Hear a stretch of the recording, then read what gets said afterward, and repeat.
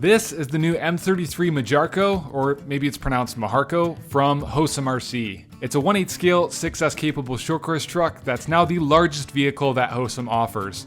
On paper, this truck has some pretty solid features, but of course it all comes down to the execution. Let's put this truck to the test and see how good it actually is.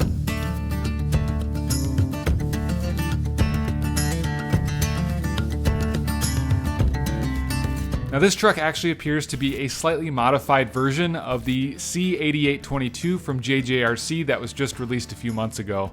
The body has some different graphics though and comes blank out of the box. Decals are provided, but they're not the best quality. They're thin and papery, which makes them kind of easy to tear and unfortunately not resistant to water. There's actually no windshield decal included either. You can see on the box they went full Ricky Bobby and just plastered a random sticker across the front of the windshield, but I opted not to. The wheel wells of this body are pretty massive, so they tend to make the tires look kind of small. There's a light bar on the roof just above the windshield that plugs into the receiver with a coiled cable.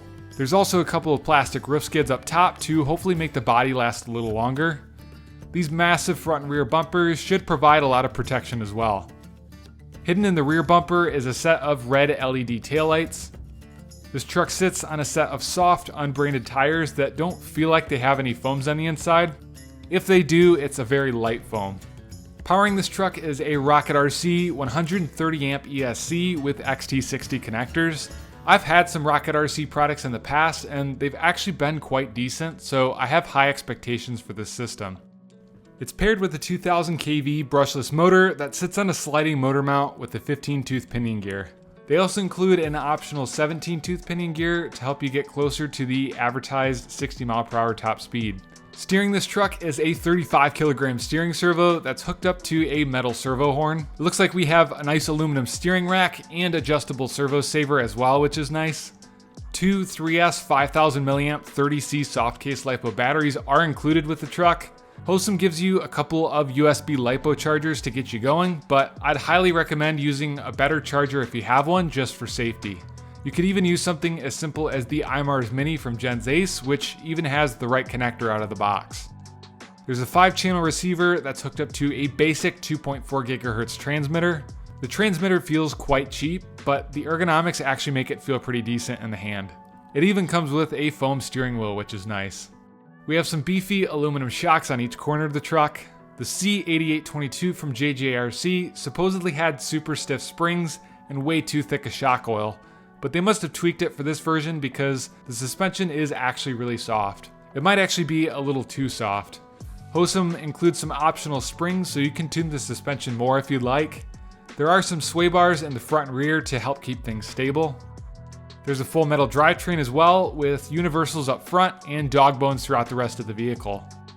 This truck is based on a plastic tub chassis with a honeycomb design on the inside for reinforcement. There are aluminum plates in both the front and rear that extend out from under the skid plates.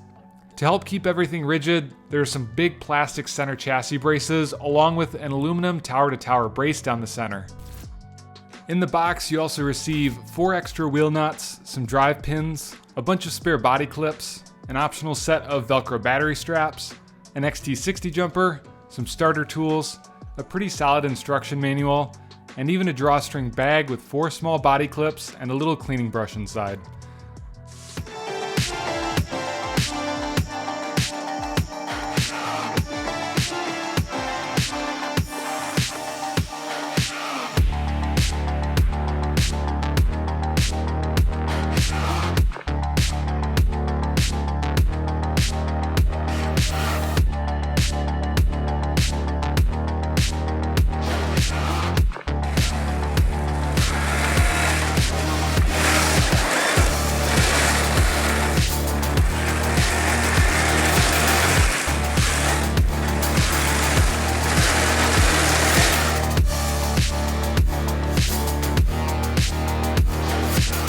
Now, I did some speed testing with this truck right out of the box using a GPS. I was planning to test the optional 17-tooth pinion as well, but I actually couldn't get the stock pinion off because it was stuck on the motor shaft. With the stock pinion and batteries, the truck was able to reach a top speed of 48 miles per hour.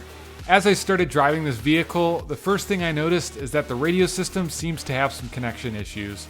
When the truck is far away and the transmitter is blocked or loses sight, it either stops responding completely or the throttle and steering are super laggy. From the other videos I've seen of this truck, it doesn't appear that anyone else has experienced the same issue, so I'm guessing mine is just defective. Now this is a short course truck, so it's common for the chassis to slap the ground on most landings, but with this truck, it seems to happen more than usual. You'll probably want to add some slightly thicker shock oil. At the very least, you should crank down those preload collars a little to get it off the ground more. You'll also probably want to add some slightly thicker center diff fluid because the stock setup is pretty loose. It handles okay on flat ground, but since the suspension sits so low, it's probably not going to be ideal for jumps. There's only one way to find out though, so let's take it out to the skate park and see what happens.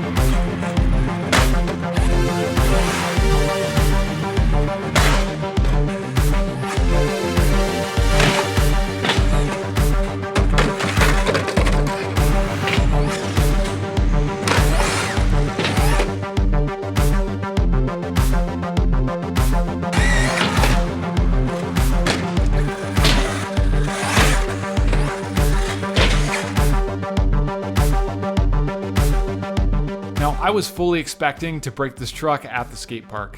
To my surprise, it actually held up and drove away in one piece. I didn't change the setup at all, so the truck bottomed out and slapped the chassis on almost every hit. Besides it wearing down the skid plates and making me cringe after every landing, it didn't cause any issues.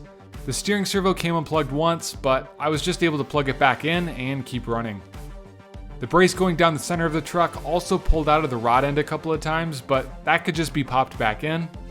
There are a few notable cracks throughout the body, but that's to be expected with a short course truck. There's also a little lip on the top of the front bumper that the body frequently gets caught on, which is kind of annoying, but the body eventually just breaks apart and stops it from getting caught. I now understand why they included so many spare body clips, because you'll end up having to replace them quite often. Besides the connection issues I experienced with the radio system, this truck really did surprise me with how well it held up. I think it's listed for around $500, and that's with two 3S LiPo batteries included. When you compare that price to other 6S vehicles and even 4S vehicles, you get a pretty solid truck. You do have to be a little cautious with spare parts though. Finding them might be tricky at times. Whether or not Hosim's largest RC vehicle is worth the money is totally up to you. Let me know what you think down in the comments. Check out these videos and make sure to subscribe.